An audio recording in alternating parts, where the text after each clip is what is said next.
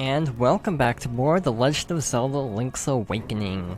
Last time we did pretty much everything we could around Mabe Village, and this time we are continuing our first dungeon, Tail Cave. We hit a bit of a dead end last time, so we ended up going back to the center room.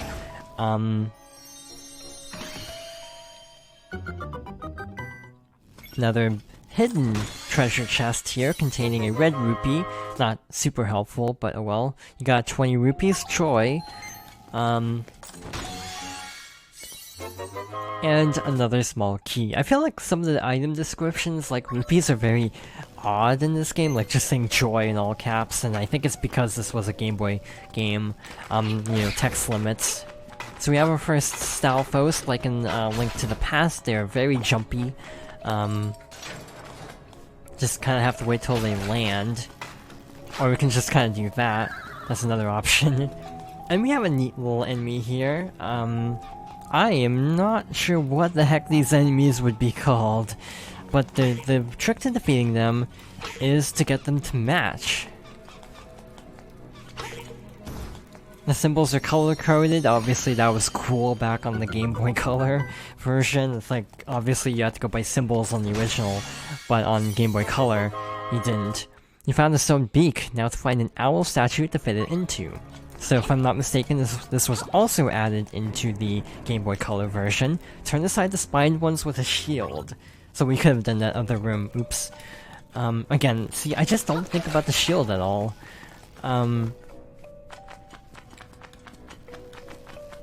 Yeah, the music in this dungeon is very subdued. I kinda like it. But yeah, it's a lot less overt. I also realized I didn't really do a proper outro, because normally I like to be like, yeah, next time we're gonna do this and this, and I kind of forgot to do that. So I'll try to remember for future parts. I feel like I'm kind of out of practice with traditional Let's Plays, because of not doing many traditional Let's Plays as of late.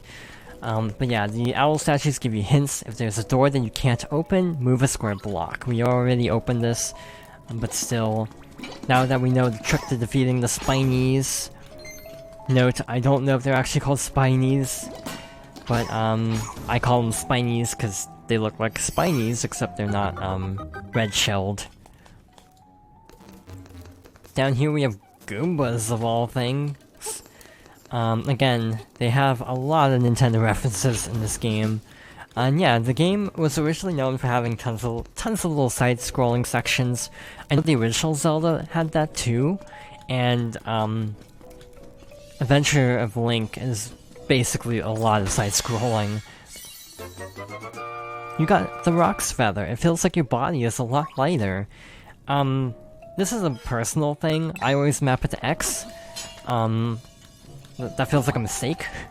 I map it to X because in Breath of the Wild, I think jumping is mapped to X. So, habit. But it's really far away from, B, which sometimes you do need to do a jump slash. So, I wouldn't recommend doing this, is what I'm saying. Like, that is a jump slash. To be honest, the Pro Controller, which is what I'm using, and also the Joy-Cons, the buttons are, like, not that hard to reach. I find it really easy to basically push B and X, like with my thumb.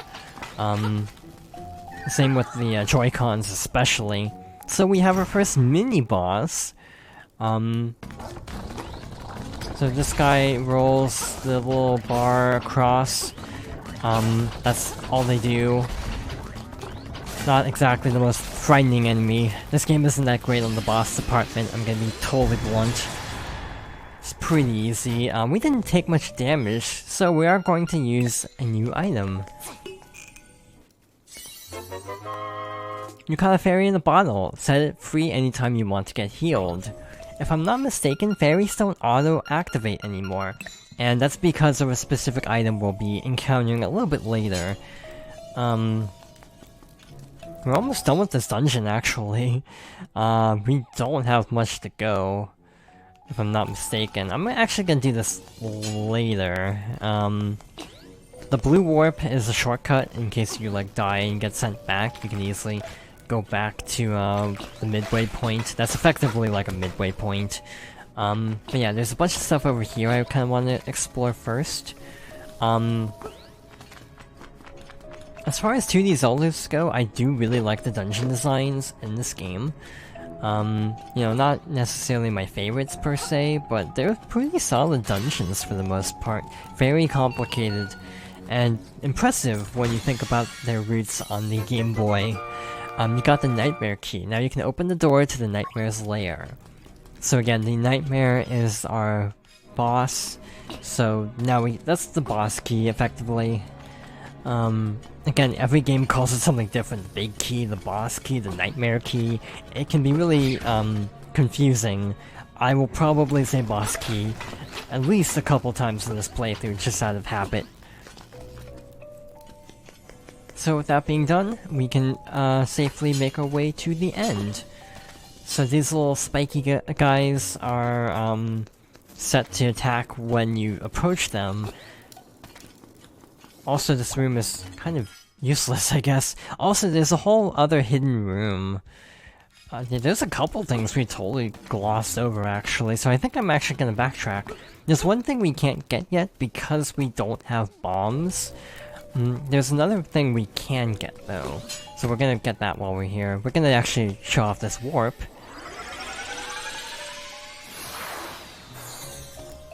Quite frankly, we didn't have much of the dungeon left, so it makes sense to just go ahead and show this. So yeah, this room. So defeat the enemies. This is a one-way door, by the way, in the top section of the map. Once we step on this panel, it'll shoot us out to the other side, but it is one way. Also, these are not armors. They will not attack you. We don't have a bow, so that's really nice. Oh look! At last you got a map. Press minus to look at it. How not helpful, because we completed the dungeon already. This is what I like about some Zelda dungeons, is the non-linearity of them. You know, obviously we weren't really supposed to do this first. Or we were supposed to do that first, but we ended up doing a bunch of other roundabout things instead. And again, that's kind of the beauty of Zelda dungeons.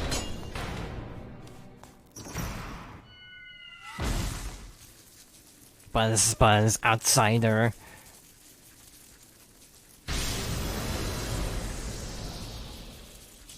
Alright, so this is Moldorm, the bane of many Link to the Past players' existence. So this arena is slightly different than in the original. These breakable tiles, if I'm not mistaken, were already empty, so it was much easier to fall down. I'm not sure how to feel about this, because on one hand, it makes the fight a little too easy. Also, by the way, if you fall back into the room with that, little floating heart, if I'm not mistaken. But the boss's health resets, so you have to actually be careful. Speaking of being careful, I'm almost dead.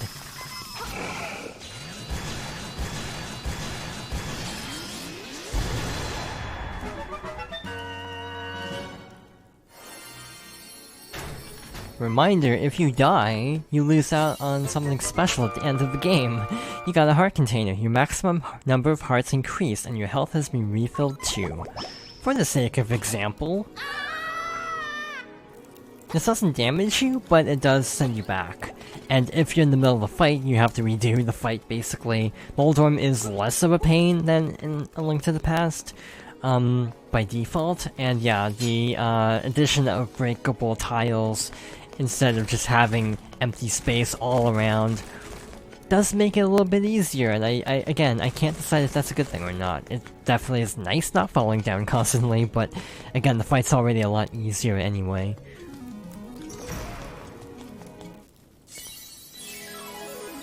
You got the Full Moon Cello.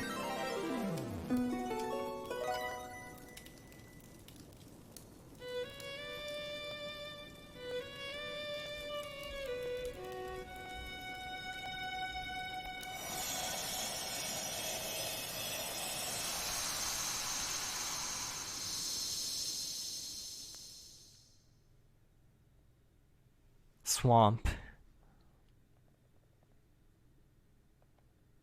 A path opens in the blooms.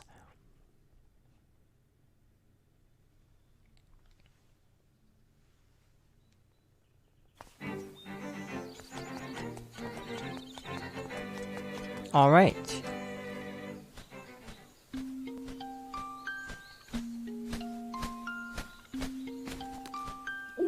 Hoot, that is an instrument of the Sirens. I have to admit, at first I did not believe you were real. That instrument, along with the 7 others in the set, has the power to wake the windfish. You must collect them all. I was instructed to give you directions. Your next goal is north, and you go Ponga Swamp. Hoot, indeed.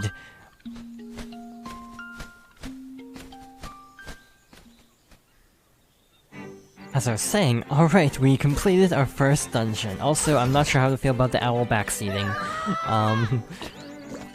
It's like the whole thing of when you get the instrument and a little hint like swamp. Felt like enough of a hint, but I guess the owl's just gonna straight up tell us. Hey buddy, it's serious. Yeah, really serious. Yeah, it is. The moblins came to the village. Yeah, that's right, the whole gang of moblins. Then it's for real, they all went to the house. Yeah, that house, and they did something at Bowwow's house. It was a really bad scene with the moblins. So I mean, it might be faster to find out for yourself what happened. Yeah, I don't know how many answers we'll get from them. Hey, it's terrible, my Bow Wow was dog-napped by moblins. Oh, please somebody help my poor Bow Wow. Sounds like a job for the hero of... What are we the hero of? Time? No, that's Ocarina. We're the hero of something, because that's always how it is. I don't know the designation of this particular Link. Really quickly, here's the shop. We can buy a piece of heart. We don't have nearly enough rupees. We can buy a shovel, still don't have enough rupees. We can also steal things. You get labeled a thief. We're not gonna do that. Because then your file name gets changed to thief, and I prefer to keep it this way. Alright. So, where do we go from here? We need to cut through the mysterious forest again. Link, Terran's taking a nap at home. I don't know how he can sleep on such a nice day. It makes me want to sing a song. Yes, the song is Ballad of the Windfish.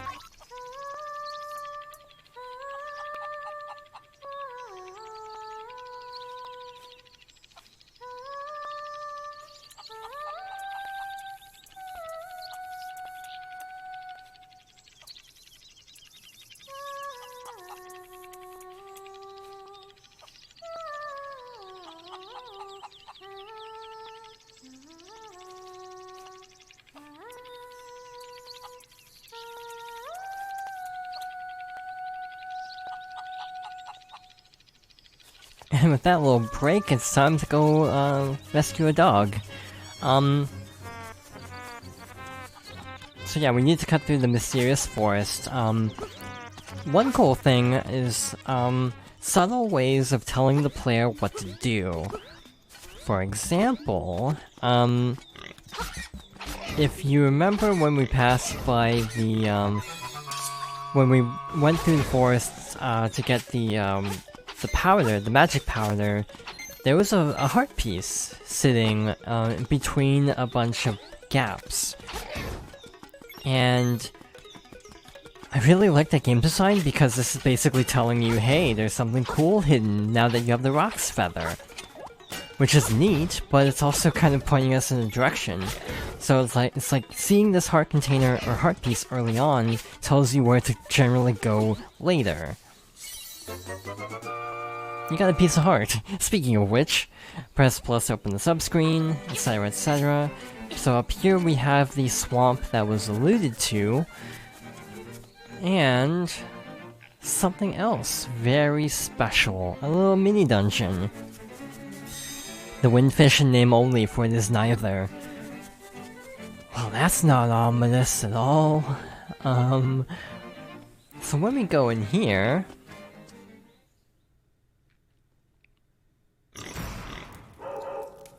Who's this suspicious looking runt? Okay boys, let's get rid of him. Ow. I pushed a button by mistake. Instinctively, again. I do this all the time in this game. I get buttons mixed up with other Zelda games. I guess that's one thing I'm not looking forward to if they actually do end up remaking, certain games, because I'll have to relearn the buttons again. You must be an assassin sent by Madame Meow Meow to rescue the mutt. You came here to get me, but it is I who will get you. Okay. So wait till he charges, and then just slash at him. It's really easy. Except if you duck out of the way too soon, he'll wise up to that. So you have to kind of wait till the last minute, or be close enough to the wall. Rock's Feather is actually not a bad idea to get the drop on him.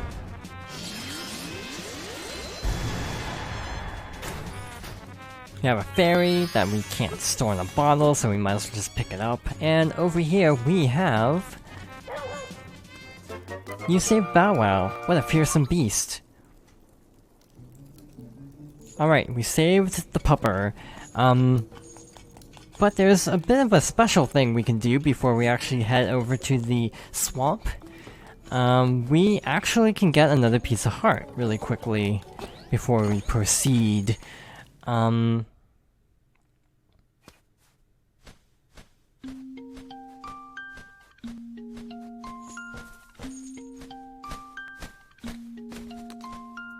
Hoot, that is a fearsome looking animal you have there. Do not forget the next instrument is in Goponga Swamp.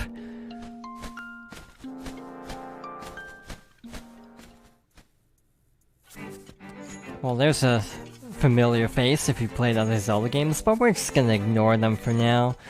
There's a heart piece up there, so really quickly before we go any farther, we're gonna just jump over here and grab this. And now we can make our way to the swamp. There's also some treasure that might be worth looking for before we head into the dungeon though. So, I'm debating, but I think also we can't get into the swamp through this side because of these boulders. We have to actually cut through the mysterious forest again, which is a bit of a pain if I'm being honest. Gee, it'd be nice to get an item that made this a lot simpler. Hint hint.